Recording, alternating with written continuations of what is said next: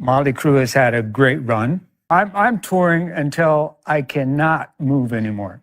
And then, after that, when they bury me, I'm still going to have a Mötley Crüe record playing up. At the age of 73, Mick Mars stunned the public with explosive revelations against his former band, Mötley Crüe. From allegations of being cut out of his profit share to claims of calculated internal efforts to push him out of the band, Mars' statements ignited a storm.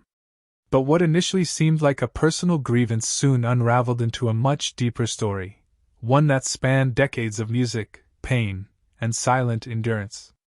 Born in 1951 in Terre Haute, Indiana, as Robert Allen Deal, Mick Mars grew up in a financially struggling household. Long before he became a glam metal icon, he spent nearly 20 years playing in obscure California bands, enduring rejection after rejection. That tough journey shaped the gritty, blues-infused guitar style that later defined Mötley Crüe. As a founding member in 1981, Mars gave the band more than just riffs, he gave them direction and identity. He even coined the name, Mötley Crüe, after a bandmate casually called them a motley-looking crew. While the rest of the group chased excess and trends, Mars focused on the music, bringing deep, blues-based riffs to hits like Kickstart My Heart, Dr. Feelgood, and Girls, Girls, Girls. Often the first to arrive at the studio and the last to leave, he kept notebooks of technical notes, and played most of the studio guitar tracks himself. Mars stood apart from the chaos, avoiding scandals, focusing on his craft, and dealing quietly with a debilitating spinal disease, ankylosing spondylitis, that caused chronic pain and limited his mobility. Despite multiple surgeries and metal rods fused into his spine, he continued performing live for over 40 years. On October 26, 2022, Mars officially withdrew from touring, citing health concerns, but made it clear he remained an active band member. However, the band's response created confusion. A new guitarist, John Five, was announced, and Mars was quietly removed from promotional materials. Within weeks, he felt sidelined and forced out without consultation.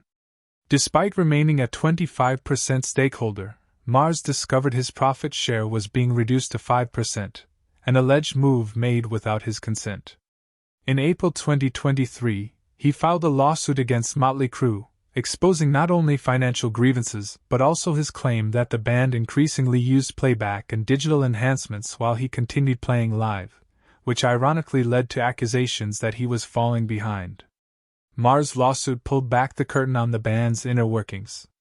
He accused bandmates of trying to erase his contributions and silence his vote. He revealed he was forced to prove his ability to perform, something none of the others ever faced. Public support for Mars surged. Rock forums exploded with debate. Industry veterans like Dee Snider and Tracy Guns called his treatment a betrayal, and legal analysts predicted the case could set a precedent for aging artists and legacy bands. While the legal battle intensified, Mars took a different path. In February 2024, he released his first solo album, The Other Side of Mars, a furious, defiant, and deeply personal project blending hard rock, grunge, and industrial elements. The album was critically praised, with tracks like Loyal to the Lie and Killing Breed interpreted as direct responses to his ousting. Mars didn't tour due to health limitations, but the album climbed charts quickly, driven by passionate fans and physical sales. Critics applauded his ability to evolve musically while staying true to himself. In interviews, Mars remained calm and clear. He didn't attack his former bandmates, but he made his feelings of betrayal known. He emphasized that any future reunion would have to be about music, not money. He now spends most of his time in Nashville, focusing on therapy, composing music daily, and preparing a second album, expected in late 2025.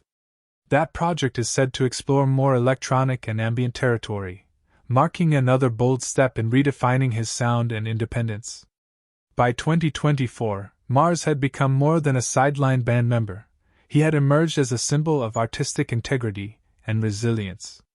As his 75th birthday approaches, there are growing calls to induct him into the Rock and Roll Hall of Fame as a solo artist. Younger musicians cite him as an influence, and YouTube and podcast channels frequently analyze his work, celebrating the quiet genius who never sought the spotlight but left a legacy too powerful to ignore. Mick Mars isn't looking to relive past glories. He's rewriting his final chapter not with nostalgia, but with new sound and truth. He may no longer be on stage with Mötley Crüe, but his story, and his guitar, are louder than ever. The physical pain and emotional solitude Mick Mars endured throughout his career is a truth the public has only recently begun to grasp. On October 26, 2022, Mars officially announced his withdrawal from Mötley Crüe's touring activities, citing health reasons that made it impossible for him to keep up with the band's demanding stage schedule. Importantly, he emphasized in his statement that he was not leaving the band altogether. He would remain an official member and retain his share in the group. This clarification was quickly picked up by major outlets like Variety, Billboard, and Rolling Stone, generating widespread attention and conversation among fans. However, shortly after, Mötley Crüe released a separate press statement announcing that guitarist John 5, known for his work with Marilyn Manson and Rob Zombie, would replace Mars for the remainder of the stadium tour alongside Def Leppard. The language in the press release raised eyebrows. It failed to mention whether Mars retained his membership or royalty rights and instead portrayed him as someone who had fulfilled his mission, which many viewed as dismissive and vague. What intensified concerns was how the band handled media in the following weeks. Promotional materials for the tour completely removed Mars' image, and fans noticed that John 5's integration into the lineup was swift and seamless, sparking speculation that the replacement had long been planned. Publications like Ultimate Classic Rock even suggested the move had been orchestrated behind the scenes. Mars, who had always maintained a low profile and avoided personal or non-musical drama, found himself increasingly sidelined. His tendency to stay out of internal politics, rarely attending financial meetings or band governance discussions, meant his influence within the group had gradually diminished, despite still owning a significant stake in the Mötley Crüe brand. Following his withdrawal from touring, Mars stayed silent. He did not make public statements, refused interview requests, and avoided any involvement in the band's ongoing promotional activities. Yet, by January 2023, it was revealed that Mars had quietly sought legal counsel in Los Angeles and was preparing formal legal documents to assert his rights within the band. Deadline later confirmed this, indicating that Mars was not accepting the situation passively and was working on a structured legal response. Meanwhile, the band's remaining members began controlling the narrative. Nikki Sixx made vague posts on Twitter emphasizing team spirit and the new high-energy lineup, without once mentioning Mars. Tommy Lee posted rehearsal photos with John 5, and Vince Neil remained entirely silent. These actions, or lack thereof, were viewed by many fans as deeply disrespectful, especially given Mars' more than 4 decades of loyal service to the band. As the situation became more public, veteran rockers like Dee Snider, Twisted Sister, and Tracy I. Guns, L.A. Guns, came to Mars' defense, calling the band's treatment of a founding member a betrayal. Across forums like Reddit, Metalcore, and Blabbermouth, fans and analysts began dissecting the legal and ethical implications of the internal drama. What started as a touring withdrawal had clearly evolved into the opening chapter of a much more serious and complex internal conflict, one that would soon play out in court and in public opinion. The conflict continued to escalate, culminating in the official filing of a lawsuit that shook the rock music world. On April 6, 2023, Mick Mars filed a lawsuit against Mötley Crüe in the Los Angeles County Superior Court, marking the beginning of a highly public and unprecedented legal battle in the band's history. According to Variety, Mars accused the remaining members of conspiring to oust him both illegally and immorally, claiming they had slashed his profit share and attempted to strip him of decision-making authority within the band. At the center of the lawsuit was a contentious dispute over ownership. Mars asserted he still held a 25% stake in Mötley Crüe, but his share had been unlawfully reduced to 5% without any formal agreement or his signed consent. His lawyer revealed that this reduction was orchestrated behind closed doors by the other band members, their private attorneys, and the band's CFO, despite Mars never signing any resignation or rights transfer documents. The lawsuit also unveiled several behind-the-scenes revelations that had never before been made public. In a statement quoted by Rolling Stone, Mars described being forced to undergo personal performance tests as a condition of staying in the band, calling it both humiliating and degrading, especially given his status as a founding member. He emphasized that no other member of Mötley Crüe had ever been subjected to such treatment. The legal documents further alleged shocking claims regarding the band's live performances. Mars accused Mötley Crüe of increasingly relying on playback and digital enhancements to maintain their stage image, alleging that Vince Neil often lip-synced during tours and Tommy Lee used pre-programmed drum loops. Mars maintained that he was the only member consistently performing live, ironically, a factor that made him appear out of sync with the rest of the band. After the documents became public, Mötley Crüe swiftly issued a formal response denying all accusations. The band's attorney claimed that Mars had experienced a noticeable decline in his performance abilities, struggled to remember songs, and could no longer keep pace with the band's demands. Nikki Sixx followed up with a series of tweets claiming rehearsals had been disrupted by Mars and defending the decision to replace him as necessary to uphold performance standards. However, public reaction wasn't entirely in the band's favor.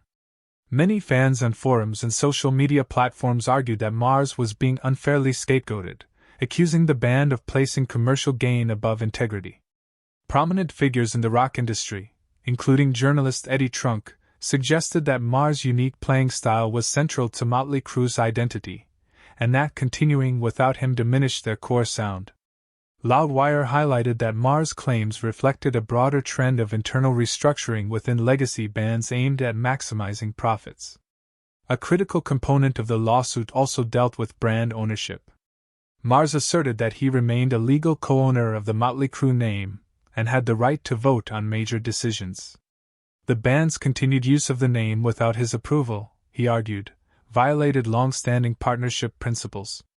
His legal team even considered filing a motion to prevent the band from using the name unless a clear and binding agreement was established. The legal battle began to ripple beyond the courtroom, affecting the band's business relationships. Industry insiders reported that several corporate sponsors from past tours reached out to clarify the situation. International event organizers such as Live Nation were also said to be monitoring developments closely, given the potential impact on future contracts and tour viability. By mid-2024, the lawsuit had yet to be resolved, but the damage was already done. Regardless of its legal outcome, the revelations brought forth by the case had undeniably altered public perception of the band, and reshaped Mick Mars' legacy forever.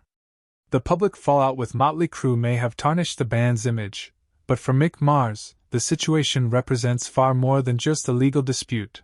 It is a personal stand to defend his honor and legacy after over 4 decades of shaping American hard rock.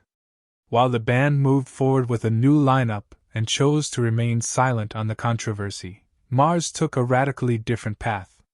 Instead of retaliating through interviews or social media, he let his music speak, launching his first independent solo project under his own name, marking a bold new chapter in his career. In February 2024, amid the ongoing legal battle, Mars released his debut solo album titled The Other Side of Mars. This was the first time in his career that he created a body of work entirely separate from the Mötley Crüe brand.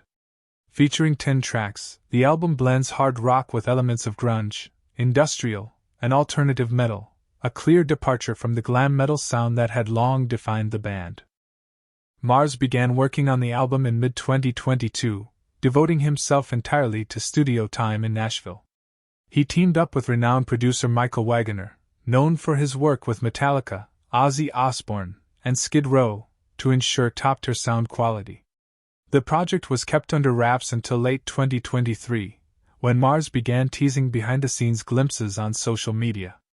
The album's team included an impressive lineup of seasoned musicians: Paul Taylor on keyboards, from Winger and Alice Cooper, Jacob Bunton on lead vocals, Cornbread on bass, and Ray Luzier, from Korn, on drums.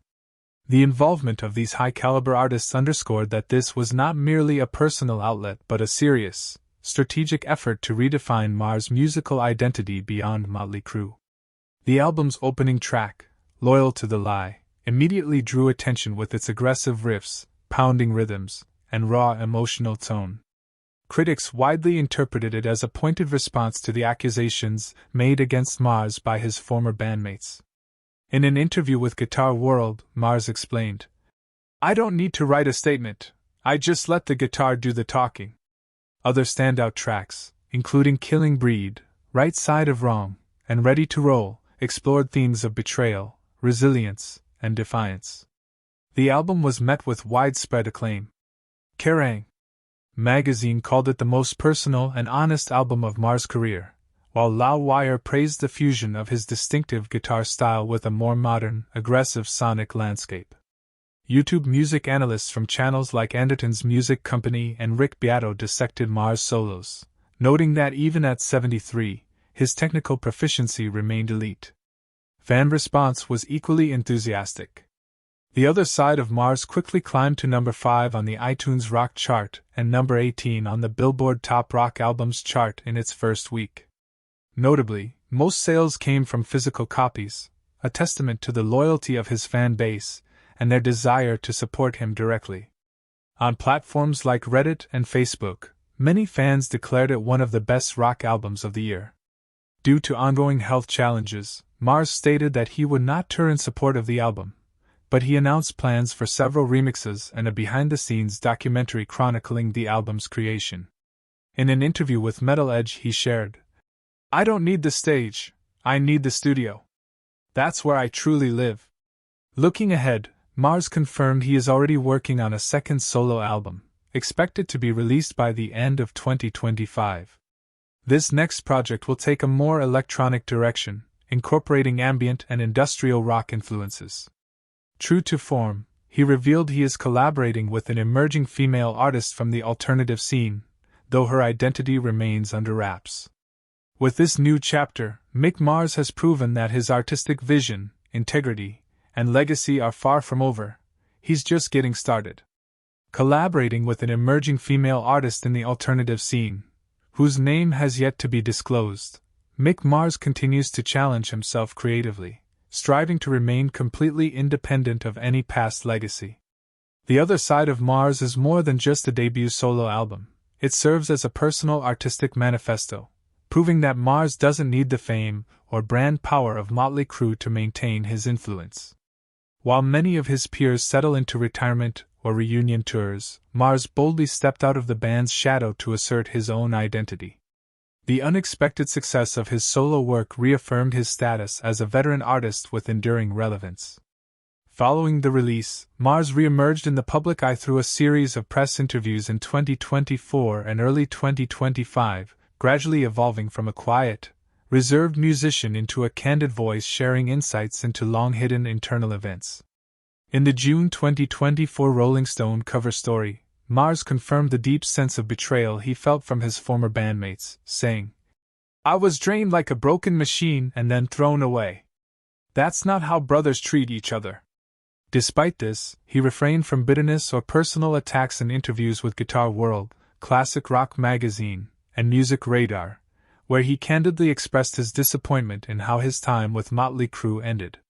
When asked about the possibility of a reunion, Mars didn't shut the door entirely but made it clear that any future collaboration would have to be driven by musical passion, not money or contractual obligations.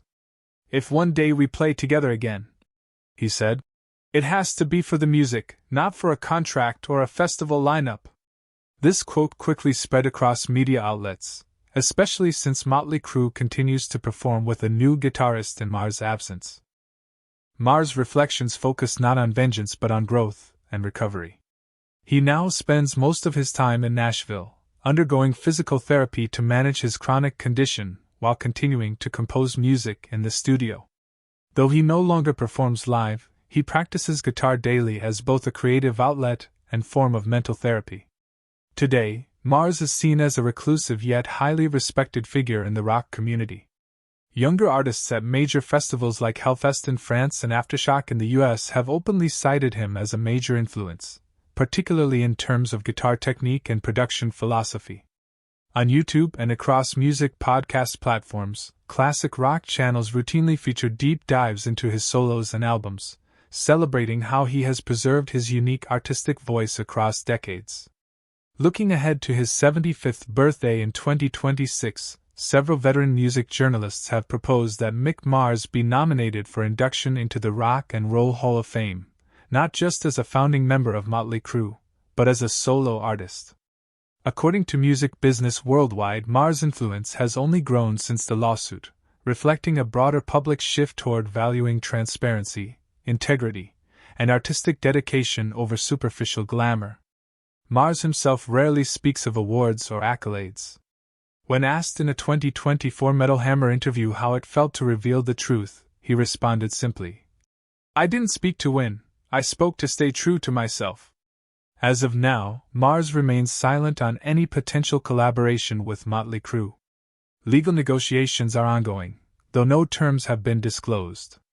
For the moment, he remains firmly committed to his independent path, stating that he will only share new updates when I'm ready, mentally and artistically. Though no longer performing on brightly lit stages with the band he helped build, Mick Mars continues to hold his place as an irreplaceable figure in American rock. At 73, he hasn't faded away.